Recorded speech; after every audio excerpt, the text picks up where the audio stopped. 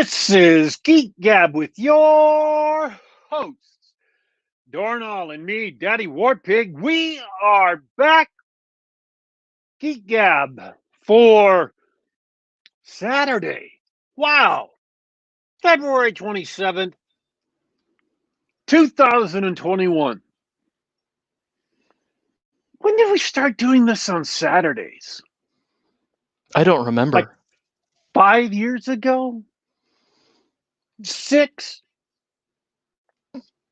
Saturdays. It's always been on Saturdays in my mind. We'll have to go back into the archives. Can you believe we've been doing this for so long? That sounds like work, man. It does sound like work. I'm okay with not knowing in this case. There are just some things that, like, you can put a lot of work in to accomplish, but what you accomplish is so small that, you know, at the end of the day, you're like, I think I could do all that work and accomplish something bigger. Or accomplish something smaller that's more important to my life. Get ready for a big boom. That's what I... Whoa, big boom. What was that? It was me shutting the door. That's it. Plebs out. I'm using That's a what I new was set gonna of say. mics. Go ahead. That's what I was going to say about the work. Maybe it may look small, but what's important is what it means to you. And I love doing this show, man. Yeah, see, and that's something completely different from going back and listening to all the early episodes again. I might be embarrassed. I might die of cringe. Now, see, speaking of changing the subject, I got some new microphones I've been doing the show with for the last few months. And when I first started using them exclusively, I was worried they weren't very good.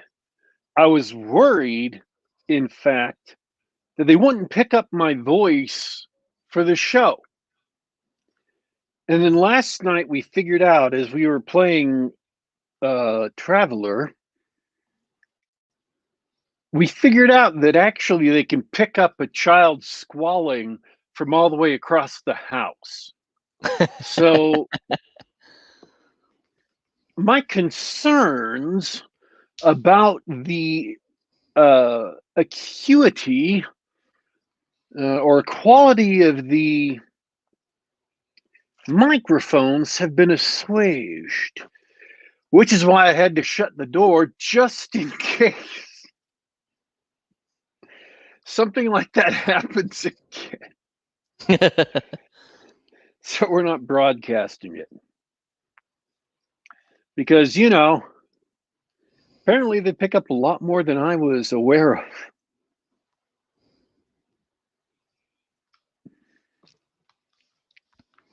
I'm done. You're done. I was pausing to allow you to say something. Because your friends tell you that you should talk more on the show. Is that what they say? It's true. It's true. How was your week? Those guys, my week was pretty good. Nice and relaxing. Get back to the regular grind. Back to gaming. I did a little bit of reading, which I guess we'll talk about later today. And I have nothing special to report other than that. Sorry to say. Have I put you to sleep yet? Are they still rioting in Seattle? I don't know. The leftists get bored all the time and start doing stuff. No, I don't think Seattle's got a big riot right now. Okay. It's been, I think Portland might still be on fire, but what you gonna do? Yeah, that's just Portland now, I think. It's like a tourist attraction now.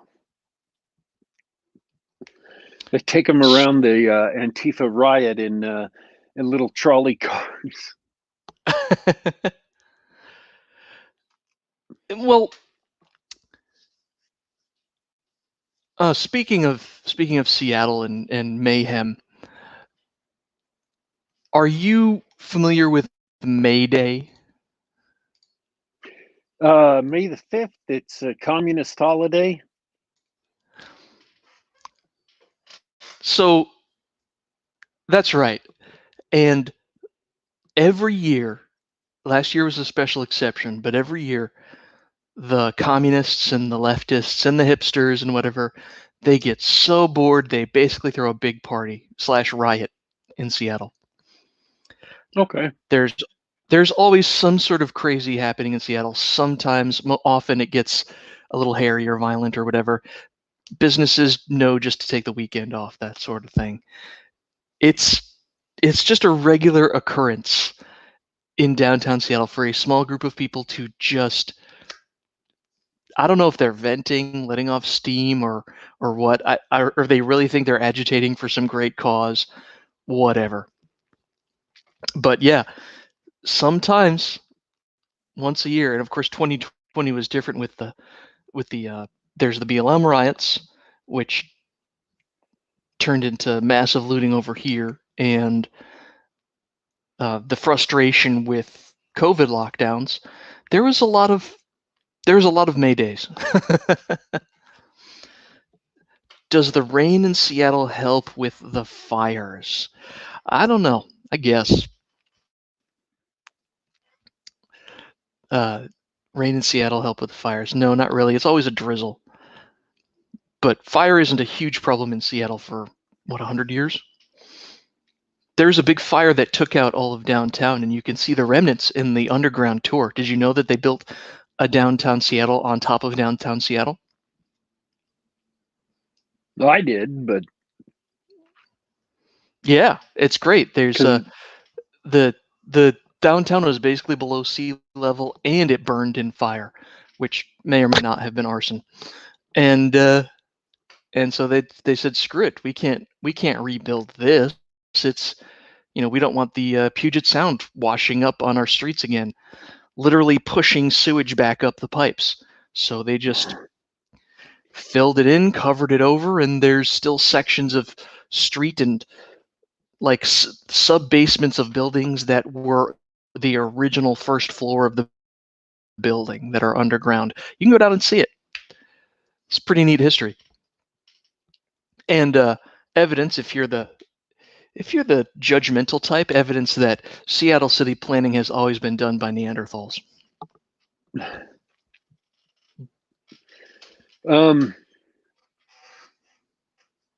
Dadgum. My memory is going. No, it's not. It's my sleep that's gone, and it's impaired my memory. My insomnia has basically done like, in professional wrestling where the guy would pick somebody up and carry him to the top of the rope and then jump off the rope with the other dude and land on him on the mat. Yes. They call that a TNT slam or something. That is what my insomnia has done to my memory. So I was going to ask something, but I forgot, and now it doesn't matter because I don't care. Now it doesn't matter. Yep, I ran right off caring. That's it.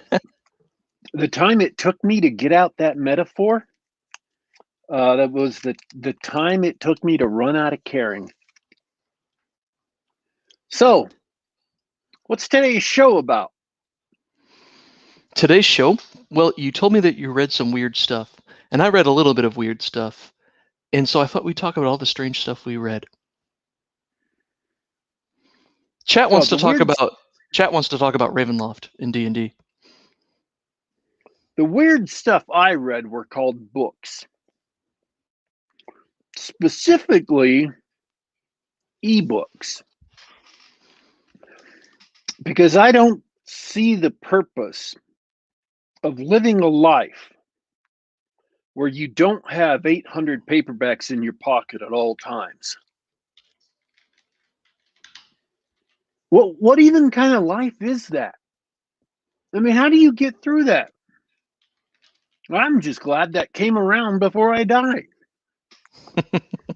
I would have been It's on my amazing, isn't it? deathbed. I would have been on my deathbed, looking at the wall, surrounded by dozens of my family, my descendants, my children, my grandchildren, surrounded by dozens of friends. I will have built an empire, a business empire. My name would be known worldwide. I would have built a legacy that would stand for generations or centuries or longer. And if I didn't have an ebook reader with almost 1,000 stories, 1,000 books in it, I would have felt unfulfilled and not known why. So, you know, I just got to wonder, all these people who are addicted to paper, and I'm not saying it's wrong, I'm not saying it's bad, I'm not accusing them of being backwards looking troglodytes who need to get with the modern times. That's oddly I'm specific. not putting anybody down. I'm just wondering what they don't get about the thrill of walking around with 1,000 books, any one of which you could pick up at any time and read. Plus, you know, if you've got a smartphone, internet, streaming movies, streaming TV shows, you know, whatever. Now that this device has come into existence, I just don't see the purpose of not having one on hand.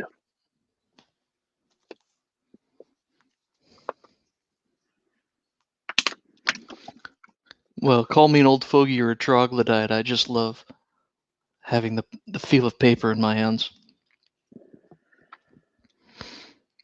Maybe it has to do with the fact that I spend all day otherwise. Everything else I read is on a screen. I'd like to, when I want to read a story or something, I like to have the paper in front of me. You really, really like the feel of paper. So yeah. You're saying you're an arsonist. An arsonist? Yeah, that's what paper's for. Oh, I see. Fires. Yeah, well, that's the great thing. I can burn all my books for warmth once I no longer need them. Oh, I'm going to take a digression on that because I was thinking about this again last week. They're sitting there, and this is in the day after tomorrow, right? Where they're burning books for warmth, and it's deep, and it's meaningful, and it's showing you what we're going to do if we don't change climate change. If those darn corporations aren't stopped. Here's the thing. They're sitting there, I believe, in the New York Public Library, burning books. Well, do you know what else they have right there in the New York Public Library? All around them. What else they had? I don't know what. Have you seen that scene? Have you seen that movie? No. tables and chairs.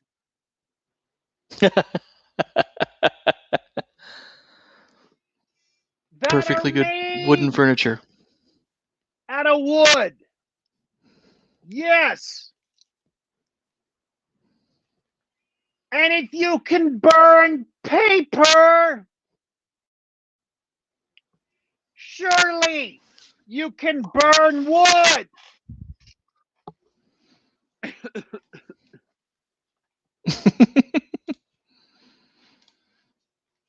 Is this one of those things that nobody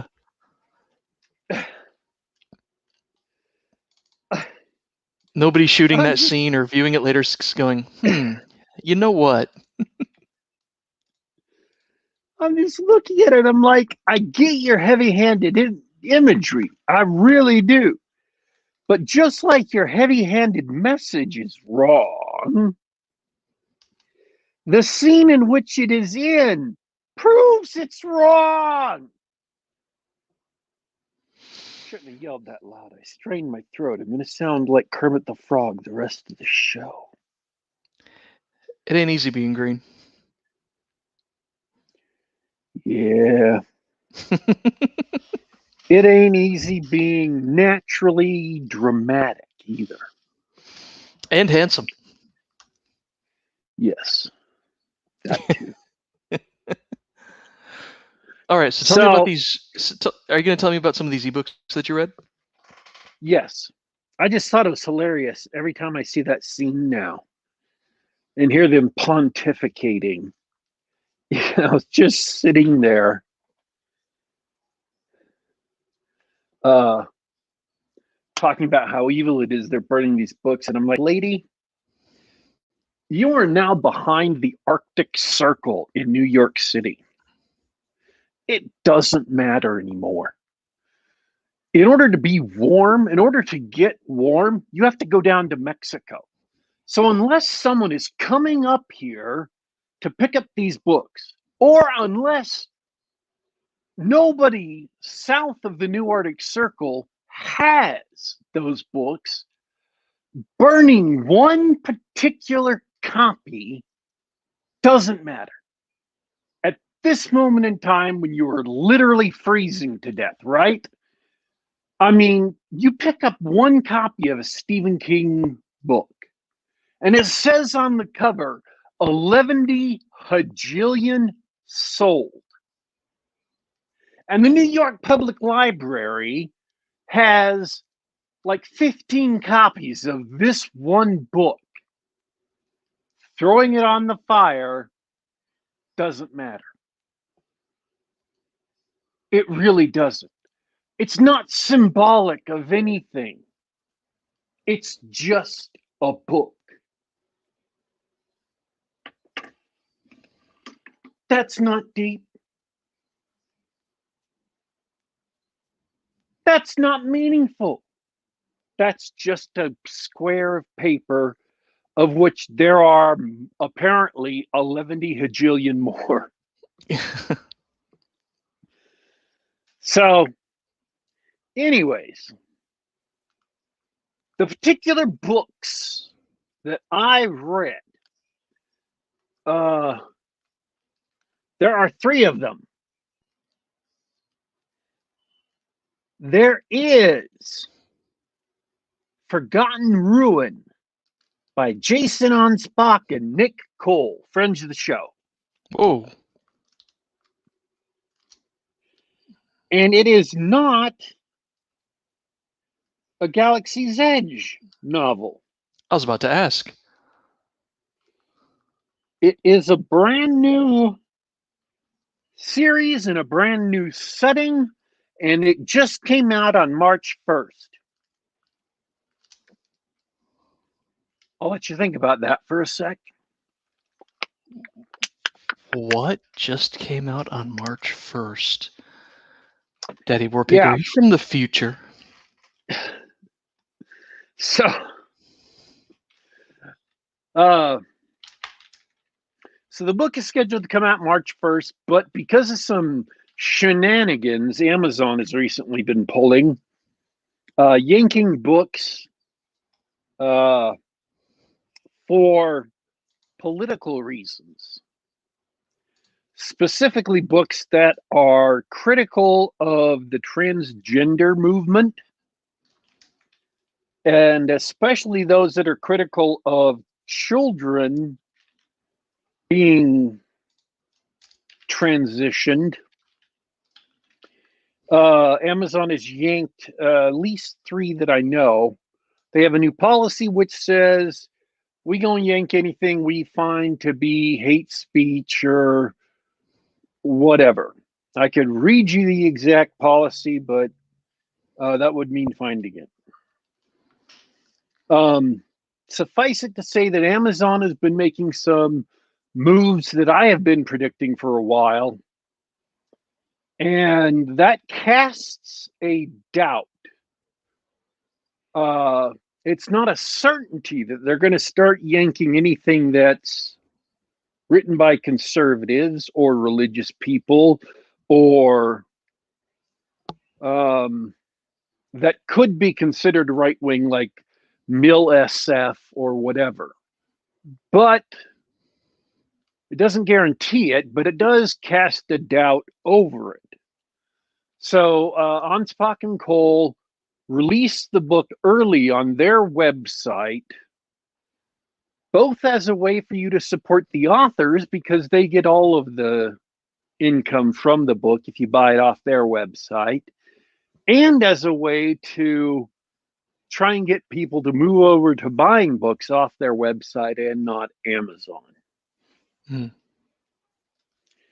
And I found out about this a couple of days after they did it.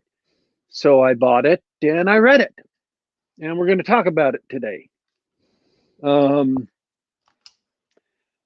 book I picked up and read is called Elsewhere by Dinar Koontz. I'm sure those of you who lived through the horror novel craze of the 80s or 90s or watched Clerks once, or was it one of the Clerks sequels? Yo, Affleck, you were the bombing Phantoms, man.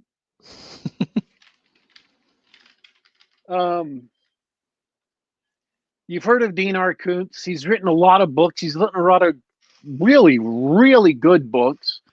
And this is it may not be his actual technically latest, but it came out on October 6th of last year. So it's really damn recent. If he had released another book between then and now, I would be very surprised. And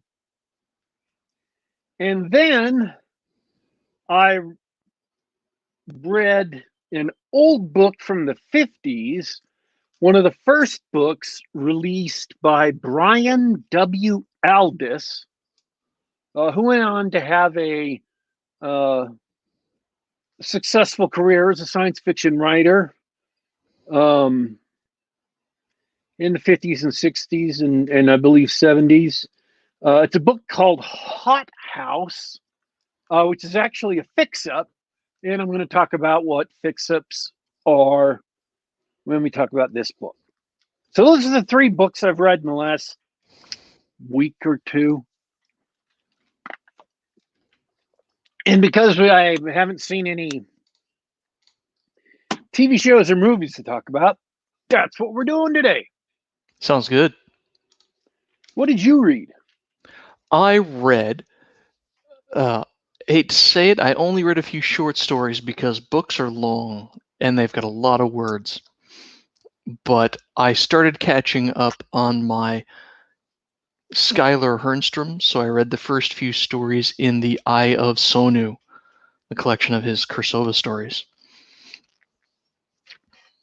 We've spoken with him on the show. We've talked about Kursova and Hernstrom before, but I just want to remind everybody, as far as weird, moody, old school sort of fantasy, Sword and Planet kind of fiction, Skylar Hernstrom's the best. He's really I think he's one of the coolest, best new writers I've encountered so far.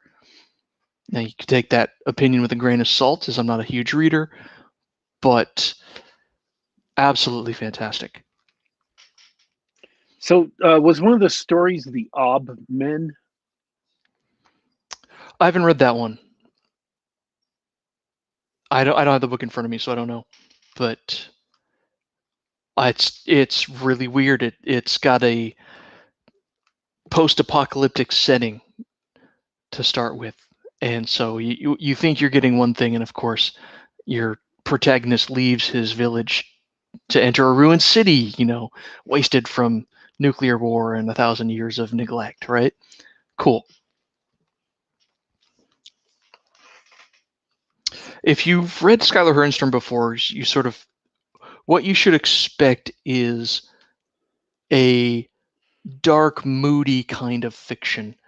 He loves that, I want to say, it's got a John Carter vibe, but it's also a Conan vibe. Really, characters that don't speak much, they're dark and broody, and the themes are really simple, but the action is brutal and it gets to the point. And there's nothing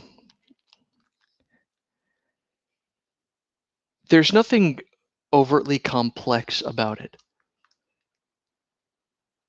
It's really simple fantasy fiction, and not like childish fairy tale simple. I just mean like he's telling a straightforward story, and it's fun.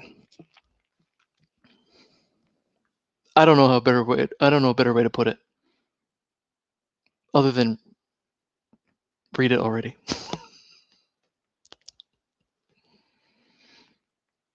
That's all I have to say. Do you have any comments on like specific stories? Specific stories. The first one was about Suonnu leaving his village, and I think, is that the one with the Obmen in it? There is a bit of a twist in the narrative in the middle that I was not expecting. Because he goes out into the wider world and goes into this ruined city and ends up, to spoil the story a little bit, he ends up going back to his village, which I thought this was going to be the beginning of a guy who's going to travel around this broken wasteland and encountering weird things and killing them. And it turned back and went back to the characters from the very beginning of the story, and that was nice. I liked that.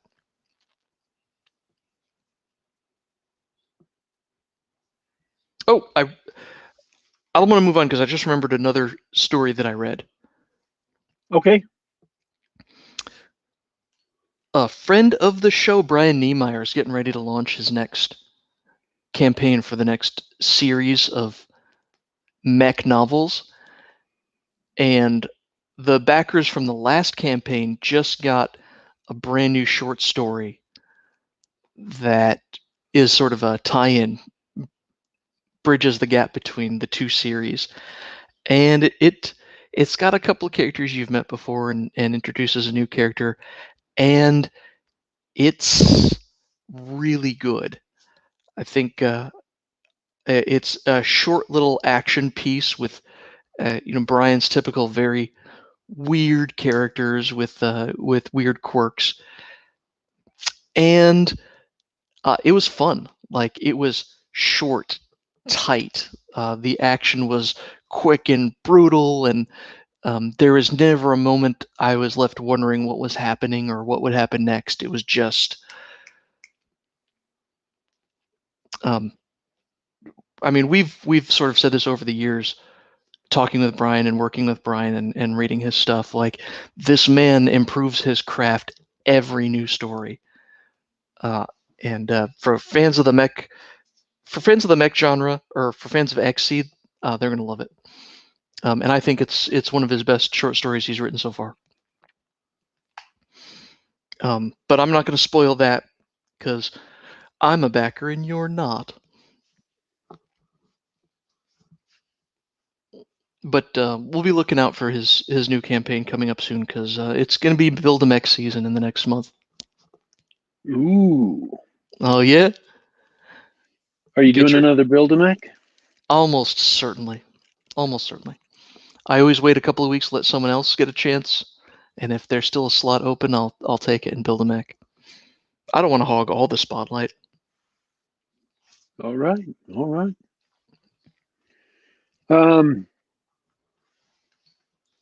So is that your entire review? That's it. Okay. I don't want to spoil.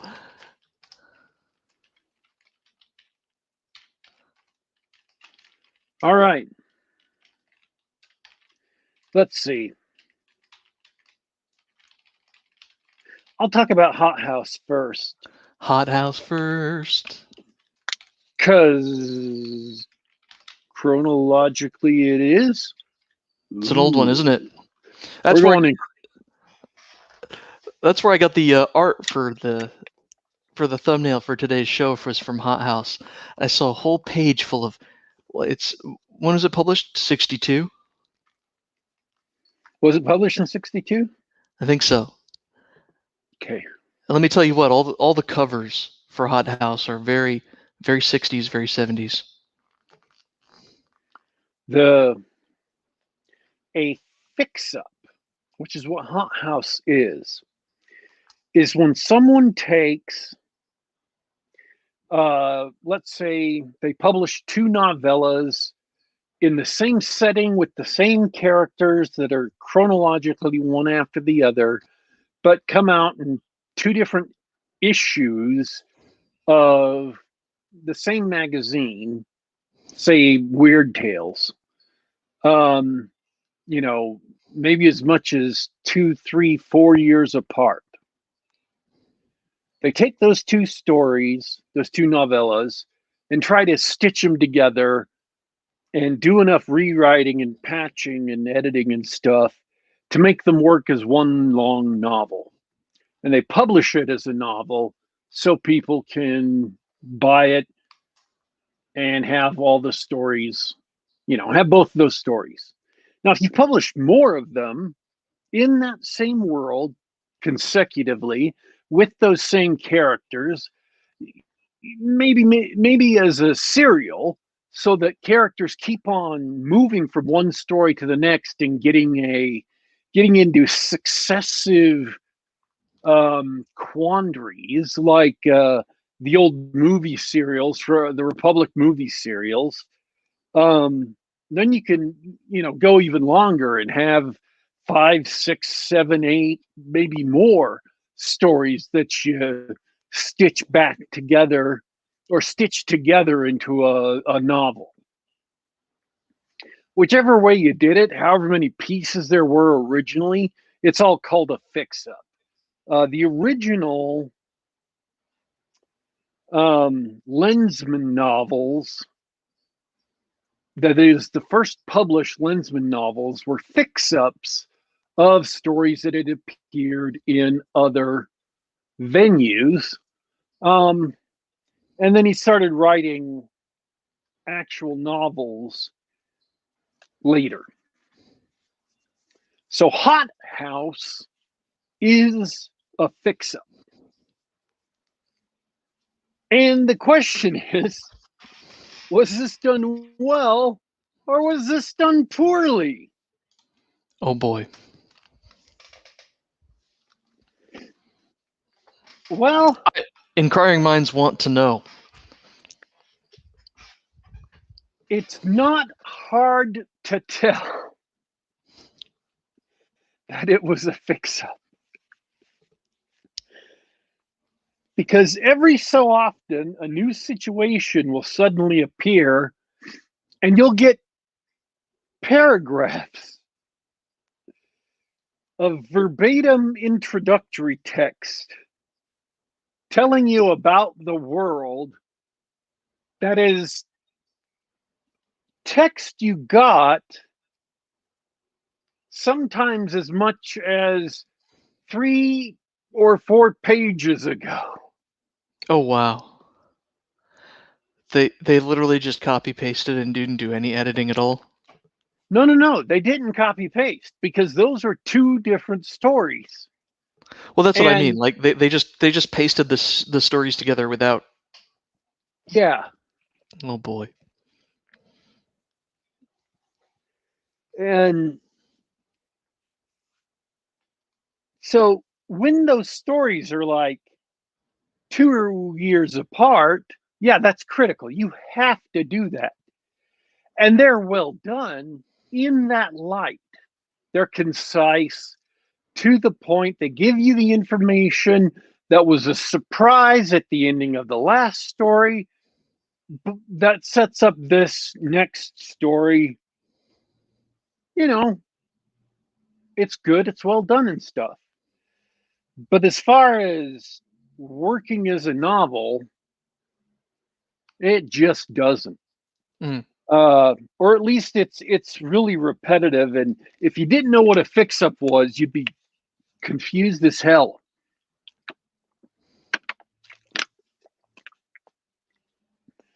Why are they telling me this thing that they've already told me 3 times before, once in the last 4 pages? It would make no sense. So now Hothouse came across my reading device for a specific reason. I first read it. I don't know if I read the whole thing or if I just read the first short story. But I first read it when I was either a teen or when I was like 10 or 11.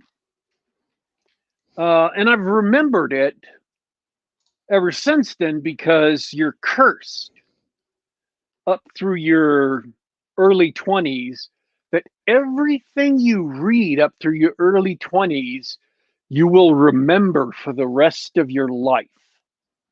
Really? Yeah.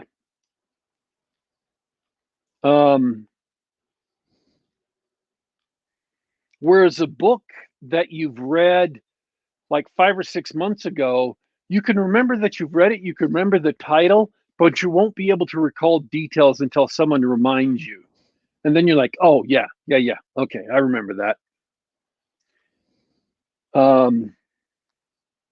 Like 2001, A Space Odyssey, the Arthur C. Clarke book.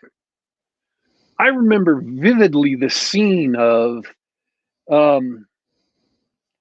of the astronaut coming in his pod, landing, going into this room where all the containers of food are white, and when he opens all of them, even though they look different, they look like a ordinary kitchen with boxes of cereal and cans of soup and uh, you know bottles of peanuts and stuff. All they have in them are blue flakes that are glowing slightly, and that's what he eats. I remember the eye of Aldiss, and it's different than the movie, which was around Jupiter, but the book is around Saturn. Um, so yeah, those details, and I remembered all those details even when I forgot that that was 2001. I forgot the title, but I remembered all those details. I remember those details because I read the book when I was like 9. Um, so yeah, your brain is real impressionable at that age. You have a high degree of what they call neuroplasticity, and you remember easily books that you read, and also music that you hear and things like that. They will be with you for the rest of your life, barring accident. And some of it you lose. I'm not saying you have a, perfect. Uh, I'm not saying you have a perfect eidetic memory. But for me, for example, I can't recite all the Dresden Files novels and what happened in them. I have to be reminded and be like, oh, yeah, okay, I remember that. But once I remember it, I can talk about it. It's not like I've forgotten it. It's just really weird. So I read this story of Hothouse. Or maybe the novel. I don't recall. But I think based on what was familiar when I read the book, that it was just the story. Hothouse is set millions of years in the future. I need to pick this up, don't I? We're running out of time. Oh, we got plenty of time. Tell me more about neuroplasticity. I mean, Hothouse. Set on an Earth millions of years in the future. And the Earth is tidally locked to the sun. So one half is in perpetual day and one half is in perpetual night. Ooh. Plants have grown gargantuan, and human beings have shrunk to about a fifth of their size, although you don't find this out until way late in the book, which I think is like 6 or 7 stories into the series. And I think that might be a retcon for him to make some of the physics of the story he was telling work. But the entire light side of the Earth that isn't like volcanic rock or rivers, big broad rivers, or ocean is covered by a giant banyan tree. And all other life forms live in and around or underneath this tree. Nearly all other animal or insect species have died off. And so all life forms and all ecological niches have been filled with plants. Plants which can move, if not mobile, if they're rooted in place, they have tendrils which can move, or leaves which can move faster than, for instance, a Venus flytrap, but not quite as fast as animals. And humans in this world are an endangered species, although that term is never used in the book because it hadn't been invented yet in the 1950s, I don't believe. Which is when the stories were written, not when the fix-up was published.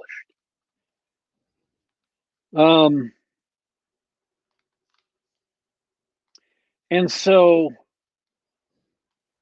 this small tribe of humans that we start the book out with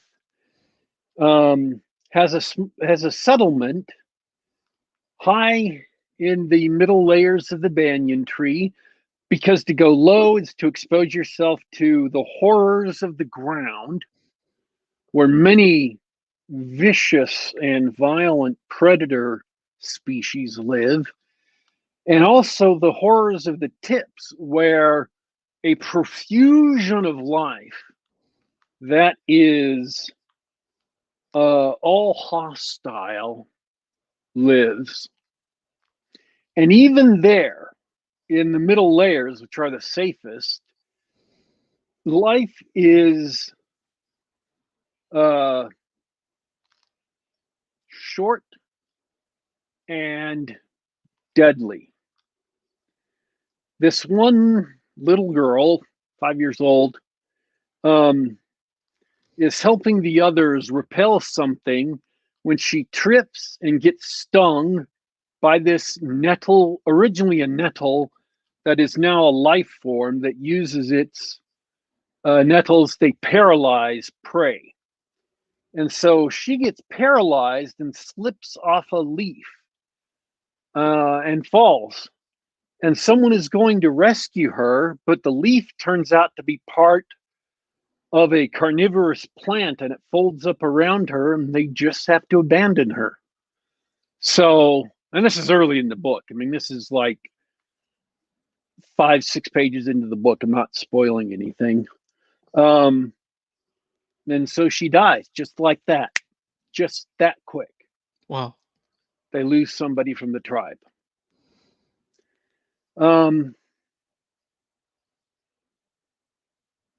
So That sounds like a great setting, like absolutely wild science fiction setting. it does sound like a great setting. I absolutely agree.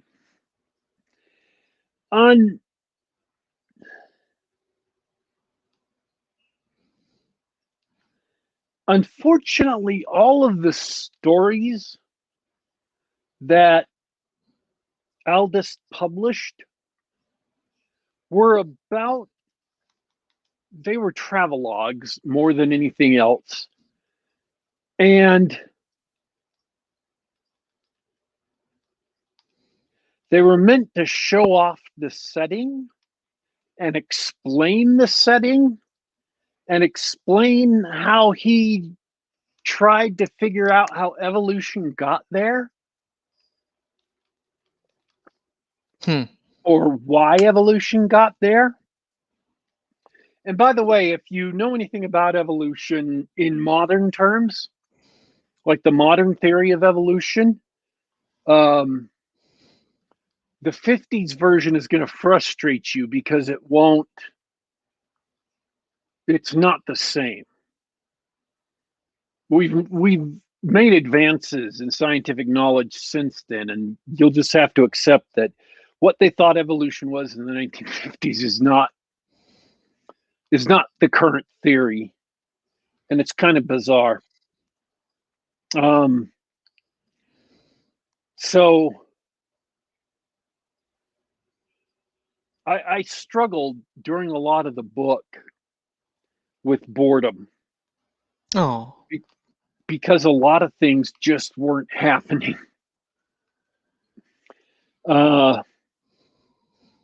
It was the author was busy imagining this crazy world and how it got there and forgot to tell a story? Yeah. What a shame. And the stories, when he did tell them, were, even for this style of fiction and time period, were slow. I've read other 50s science fiction, and Brian Aldiss in this series of stories was notably slower than his peers. Now, I'm not saying it's bad. It's not poorly written.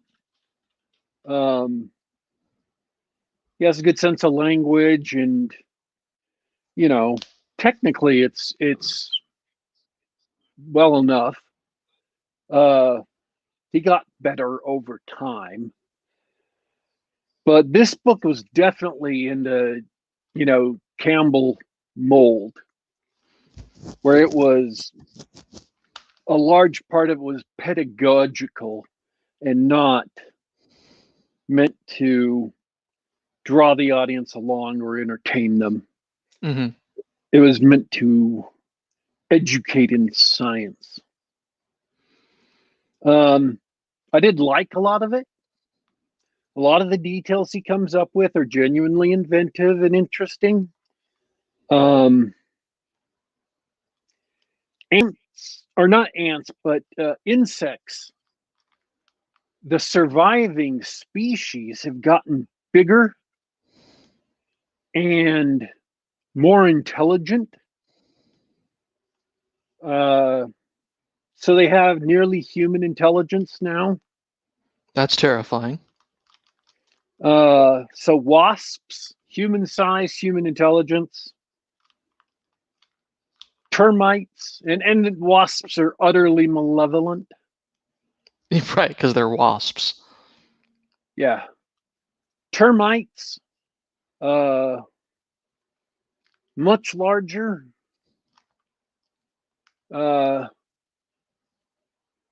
Nearly human intelligence. And they're not out and out allies with humans, but they're benevolent neglect. That is, they don't bother humans at all for anything. And, they just leave humans alone. And humans leave them alone. So you've got an interesting setting that didn't go anywhere with the story, and the collection Hothouse was very poorly put together. yeah. And the ending of the final story just kind of abruptly ends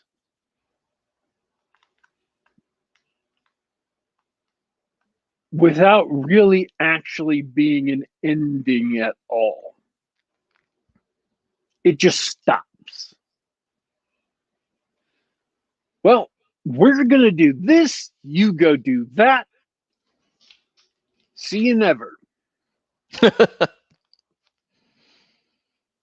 Literally, because it's physically impossible after this. They split up. One group goes one way, one group goes the other way, and they'll never see each other again. And that's the end of the book and all the stories. What happens then? Use your imagination. Yeah. So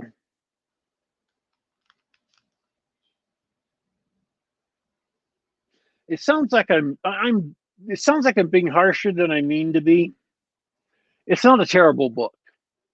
Sure. But it's also not that good either.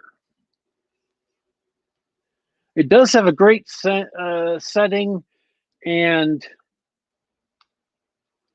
the first story, at least, kept my attention when I was a young kid. So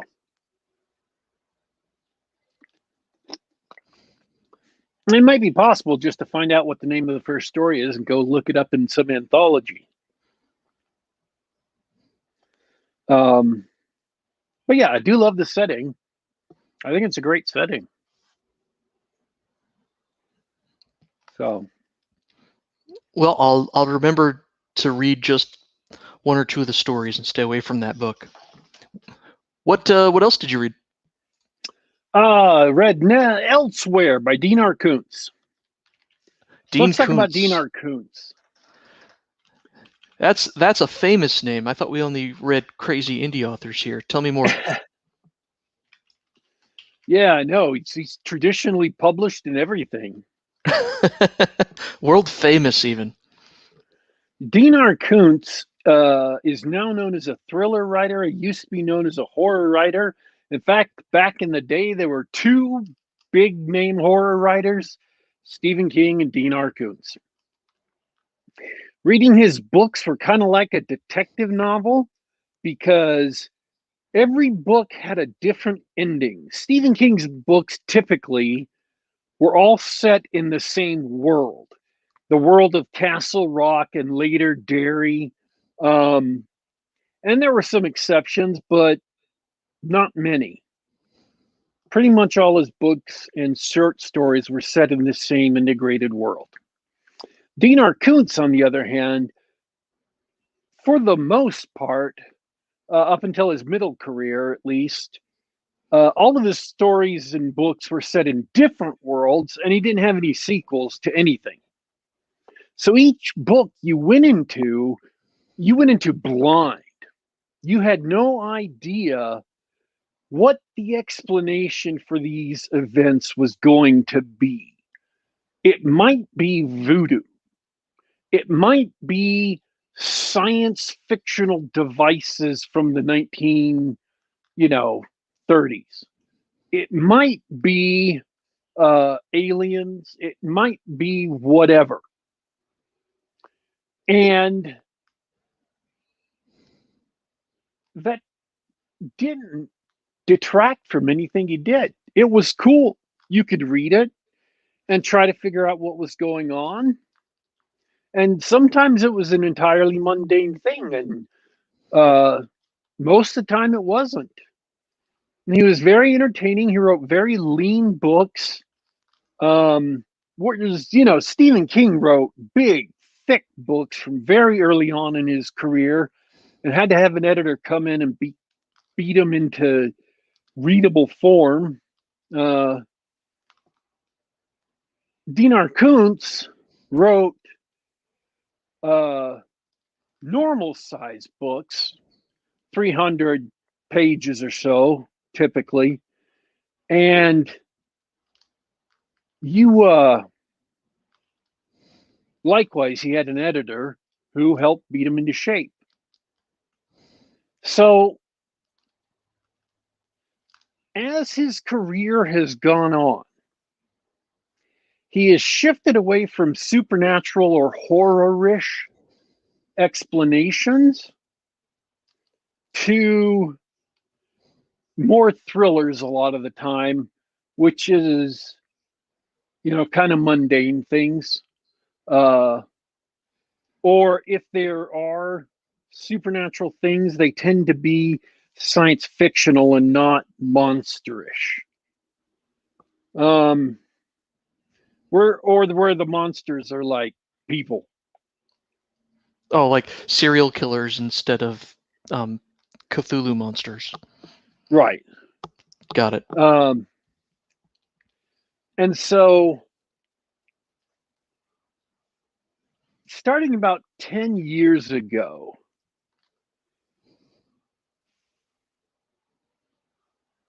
or 15 years ago, I noticed he was getting a lot more florid in his writing. That his books were slowing down. They were becoming kind of sludgy. And he was also trying real hard to make them poetic. Where he would talk about the whirls of ice on a window, or the sun rising and shining through a tree and the colors it made on a wall, and not in short sentences, in longer sentences. He was trying to make it like a poem, not the entire book, just parts of it. He was trying to put this poetic language into it, and then the entire book, it was a lot slower because he was using more words. So did he change? Did he change ghostwriters or what?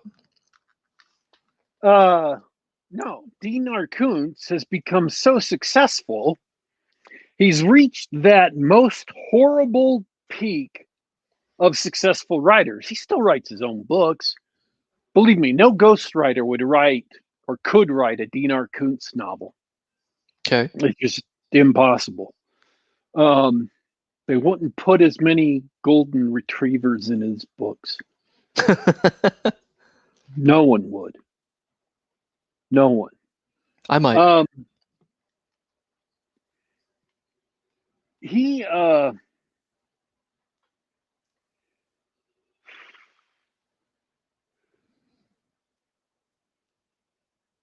has reached the peak where he is successful enough, where he is making enough money, where he is making enough money for himself and for the publisher, that he has now gotten the authority to tell his editor to piss off.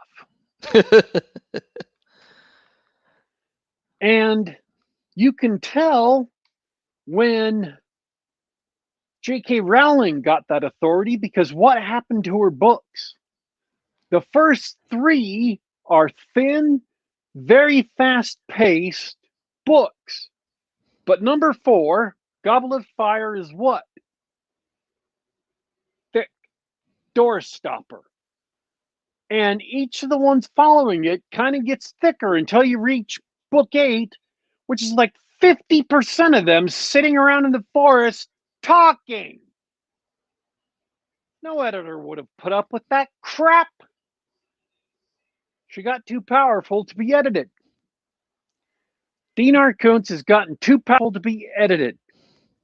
And so there's no editor around to tell him, look, the first 3 or 4 chapters of this book, you're trying to be too poetic, and it comes off as artificial and stilted and slow. You need to cut that out. Or pare it down, focus it.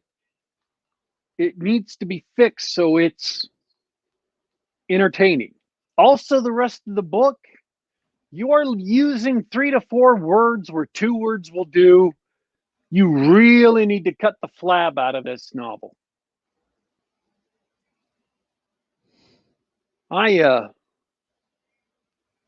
It's like ribs. You can get a nice lean set of ribs or a set of ribs with a bunch of fat on it. And I prefer lean ribs. Especially with this story, it did not need all the fat that was there. It did not add anything to the actual story. And that's one thing Aldiss's book was. When he was making things happen that were boring, it wasn't boring because of an excess of words. It was boring because of an excess of ideas and things happening that didn't make a difference and didn't change anything. Just pointless stuff. With Koontz, it was an excess of words. So, Elsewhere has an interesting idea. It's about a scientist who invents a device that can take him between alternate realities. No time travel, just between alternate realities. And he invented this device in several of the alternate realities. So there are several copies of him bouncing around from world to world.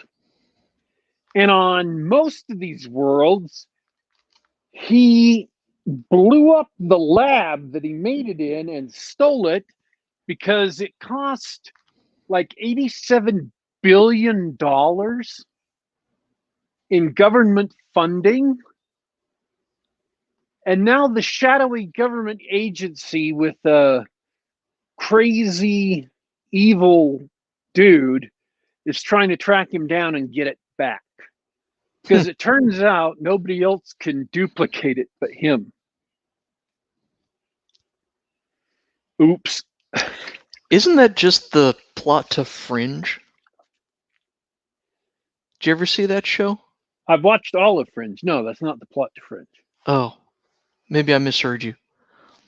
Fringe has some similarities, yes, but no, this isn't exactly like Fringe.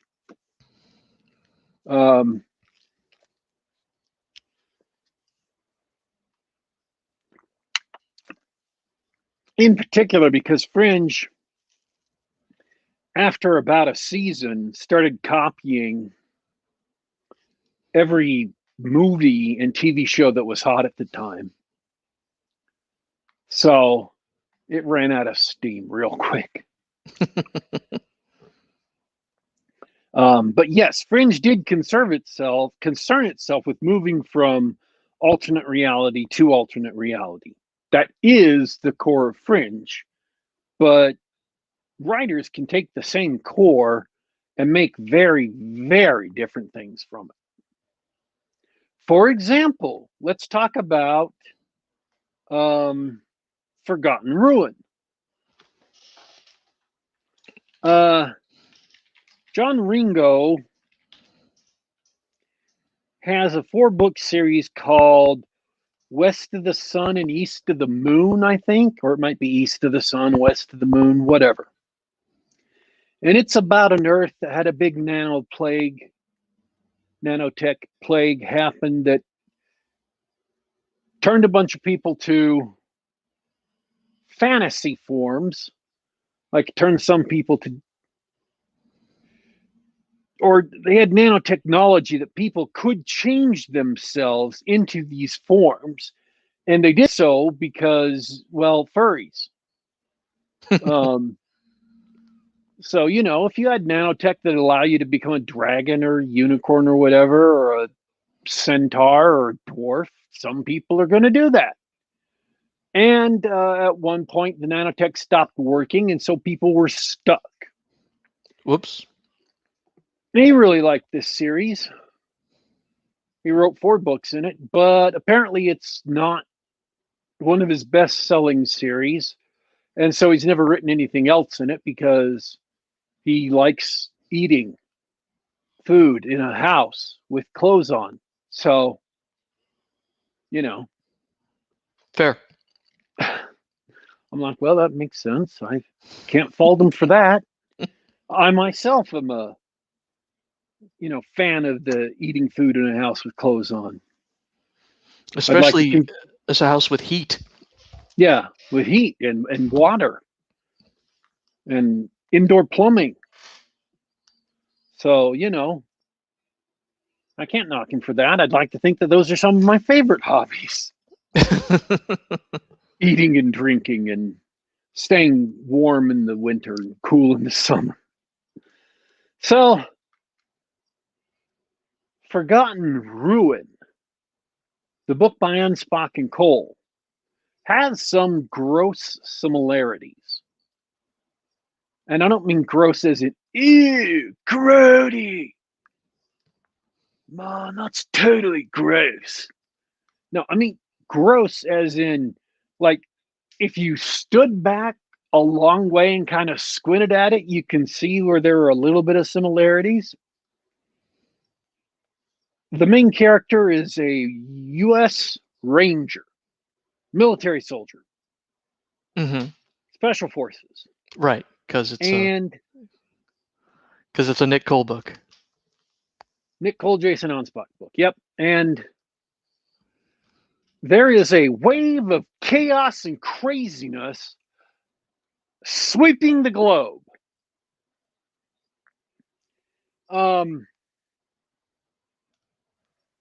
And it turns out this wave of chaos and craziness sweeping the globe, this is not a spoiler because it comes out in the first 10 pages, okay? Anything that's in chapter 1 is not a spoiler. It is just the book. It turns out that it's a nano plague that everybody's going to get. And there's also physical alterations to people.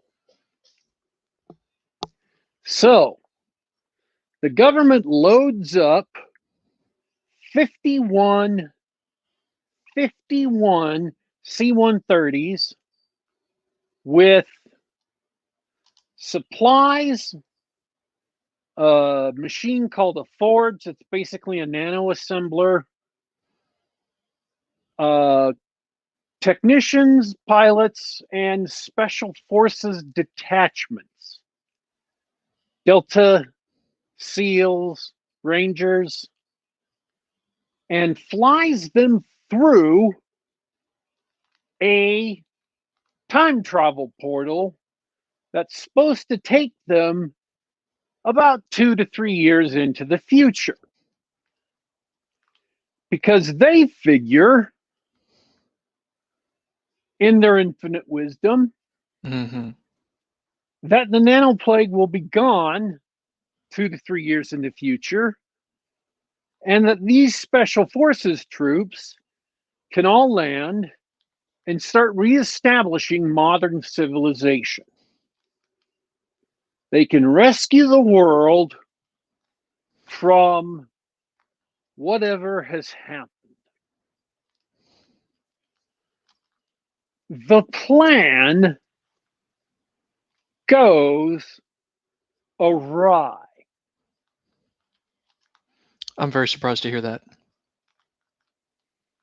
So the Ranger team lands 10,000 years into the future.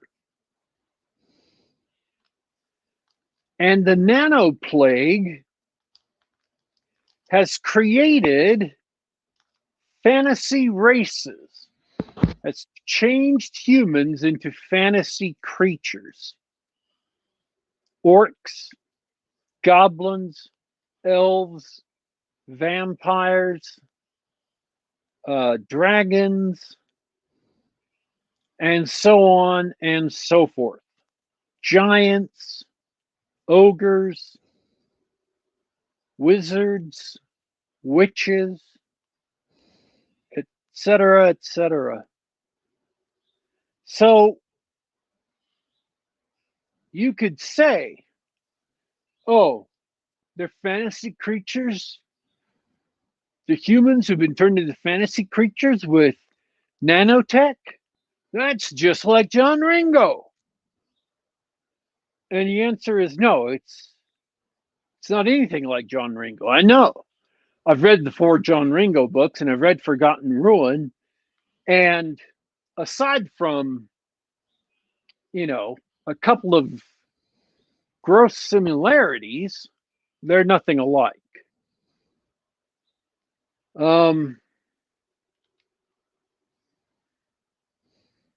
So same deal with Fringe and Elsewhere. One last thing about Elsewhere before I go back to Forgotten Ruin. Because it's so bloated, you only get to see 2 parallel realities, really. And both of them are really underdeveloped. And only one of them was all that interesting. Mm.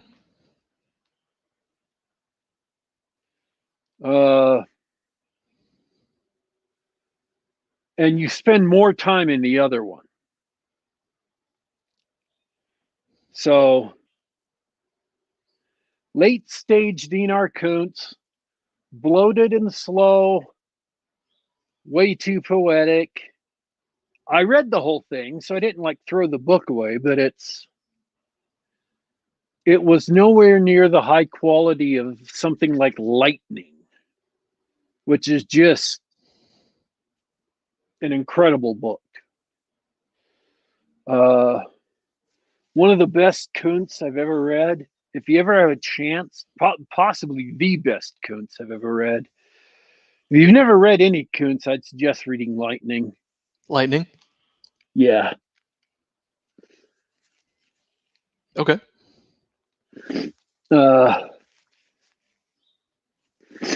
So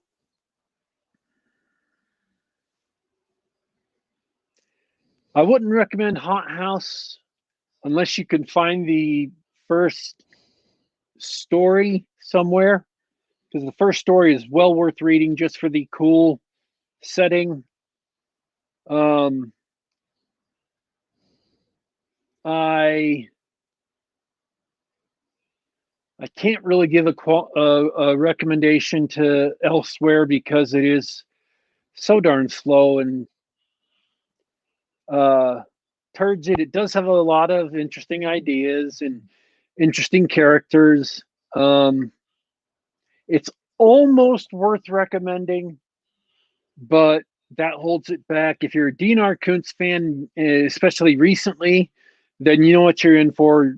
Go ahead and read it.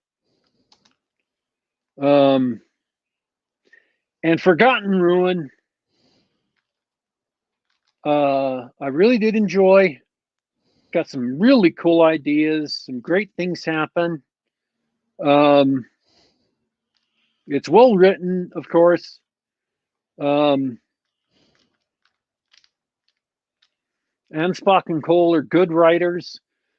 They've got a strong audience for Galaxy Quest, and I halfway wonder if one of the reasons for writing this wasn't to see if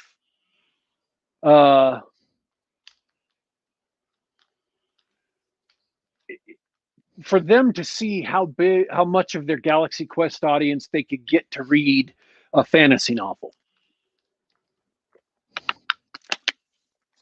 I'm not sure that's all. I think they're going for a whole new audience. Because did you see the tie-in product? No. If anybody listening to this thought, gee, a fantasy world with rangers in the future with nanotech disease, what a great setting for a role-playing game.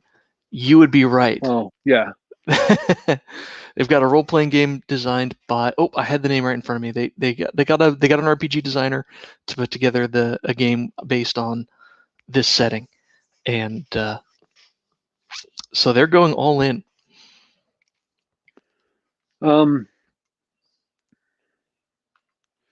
Let's see.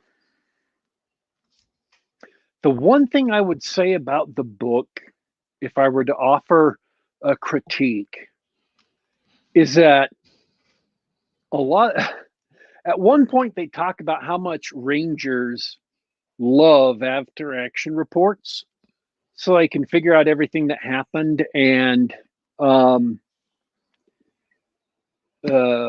fix it, right? So they can critique what happened and say, okay, this is what we should have done. This is something we can take away from the future, something we learned, take away for the future, something we learned. And sometimes in some of the descriptions of the battles, it kind of veers towards after action report territory. Now they're dealing with large scale battles. They're dealing with an entire Ranger company. This is not a fellowship, right? They're not dealing with 13 people or 12 people or nine walkers. That's how many were in the Fellowship of the Ring. So you kind of expect that because a company is up around 120 people, 100 to 120 people typically, at least in the U.S. Army. But the book does get kind of after action reporty at different spots. And it felt like it was drained of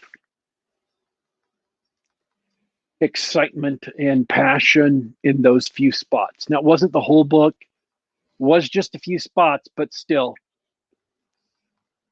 yeah, it was some spots. Good things. They have a great dungeon crawl sequence I wasn't expecting. It turns out that some of the other planes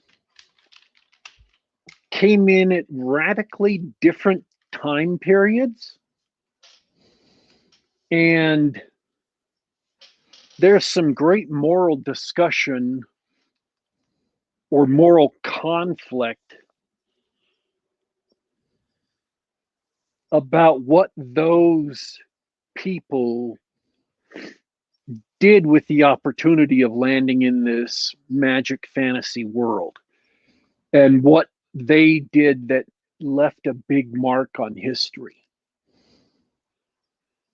The main character is a linguist, which is absolutely necessary to talk to people because they still have lots of different languages.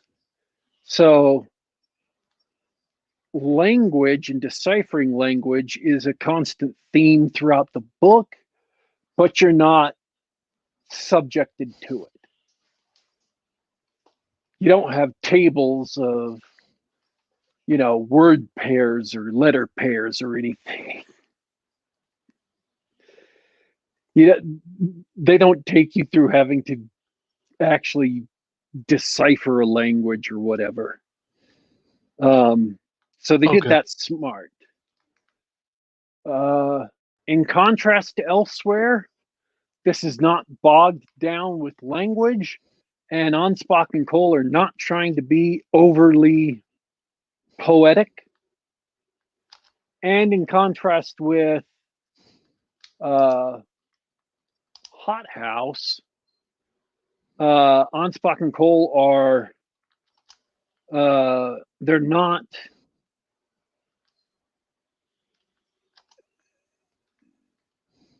The book is faster paced, and it isn't concerned with long sequences of pointless crap. Sure, they're still putting out their lean, mean, fast-paced books. Yeah. Story happens. Well, they've got a style, they've got an audience. Yep. So I definitely would recommend Forgotten Ruin, especially if you are a fantasy fan and you want to see something that's a little bit different, a bunch of modern rangers going through a fantasy world. Or if you're a fan of Anspach and Cole just generally as writers, definitely check it out. Or if you like Galaxy's Edge, definitely check it out.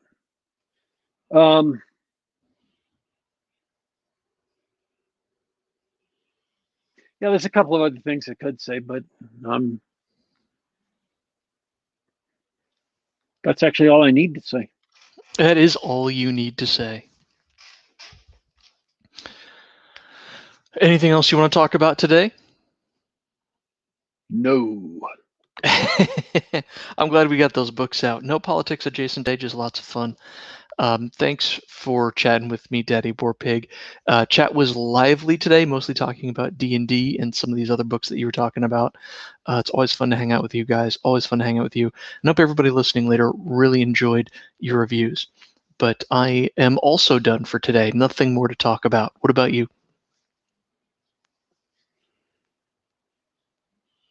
Didn't you just ask me that? I did, but that was my that was my clumsy way of asking you to end the show. Oh, gosh. I was looking at the chat to see what the chat had chatted about when it was chatting in the chat. Lots of great stuff today.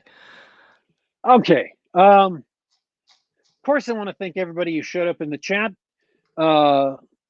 I want to thank everybody who's listening live. I want to thank everybody who'll listen later.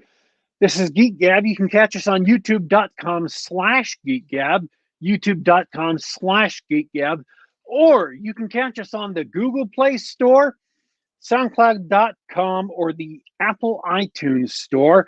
Just do a search for Geek Gab, and you can subscribe to us on the device of your choice or download us to your computer.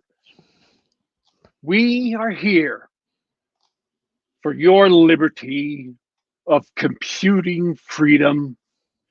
We're signing off for today, folks. So don't you worry, don't you fret.